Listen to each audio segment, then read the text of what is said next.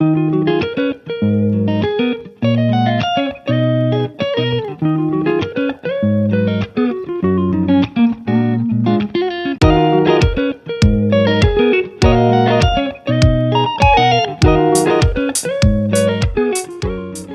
shalom, shalom, everyone.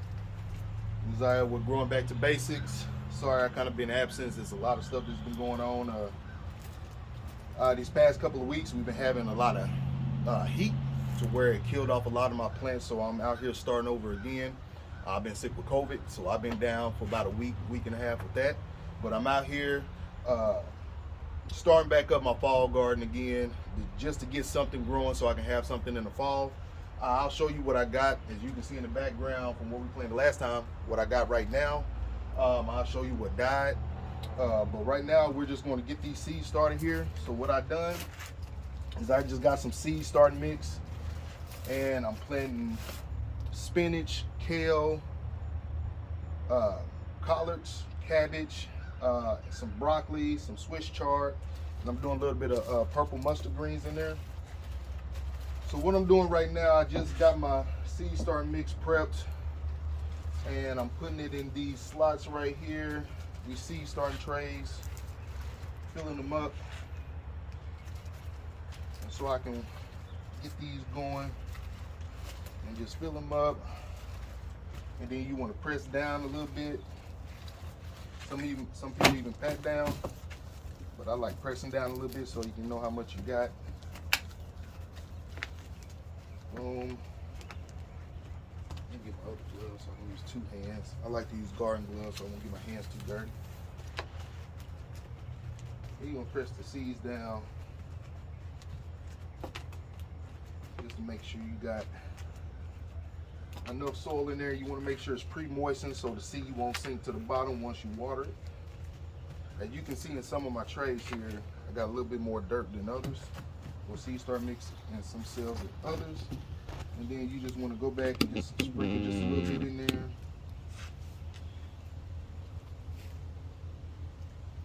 Sprinkle all that little bit in there. Boom.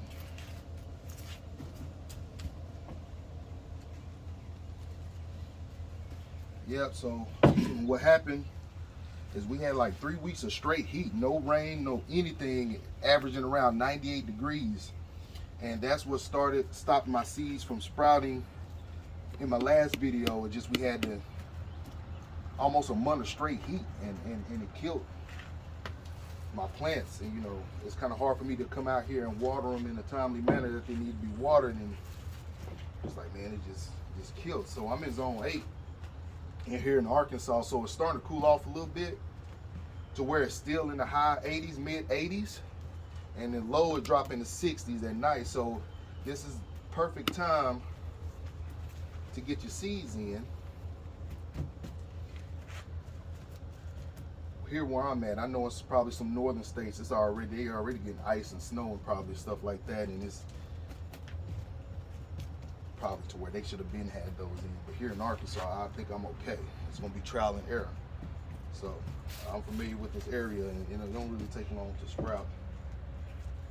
And then we get a little bit more extended heat than some other states. All right, so now I got my seed starting trays in. So now what we're about to do, I'm about to label them, and then we're gonna go ahead and start planting seeds. So let me get these labeled and put the labels in here. All right, so I got the seed trays filled up with the seed starting mix. So the next thing I'm gonna do is I'm going to start my collard greens, spinaches, kale, Swiss chard, broccoli, and cabbages. I believe I said cabbages. So a couple of things that I have that I'm gonna plant. Let me show you. I got in my gardener the giant noble leaf spinach. That's one of the things that I'm gonna plant here. Some of the collards I got here, I like the Georgia Southern collards.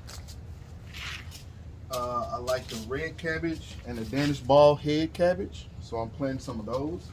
We're gonna do some Swiss chard, if you can see that, some Swiss chard here. And we're gonna do some regular broccoli and purple broccoli. So the reason why I'm only planting these, a lot of these are in the brassicas family except for the spinach. But what it is that they can handle a frost. They can handle the cold weather. So long as I can get these started before the actual cold weather gets in, these seeds and these plants will be stable enough to where they can take on that frost. So I got my seed starting trays filled up. Let me get these planted. After I get these planted and watered down real good, I'll give you a garden tour of what I got so far, and then I'll give you an example of how I failed. So, you know, gardening is an example of how you can be successful and how you can fail. I'll show you the good with the bad. So let me get these planted in and take you from there. So now we got the seeds planted. Guys, make sure that you label what you're planting, because if you don't, you can forget and you get, you know, plants mixed up. But I got everything planted, got everything labeled. Now what I'm about to do here, I'm gonna water everything in real good. Get these watered in real good. All right. Let's see. These get watered in real good. I'm about to give you the garden tour right now. As soon as I get done doing this, and you can see what I got going on in the garden.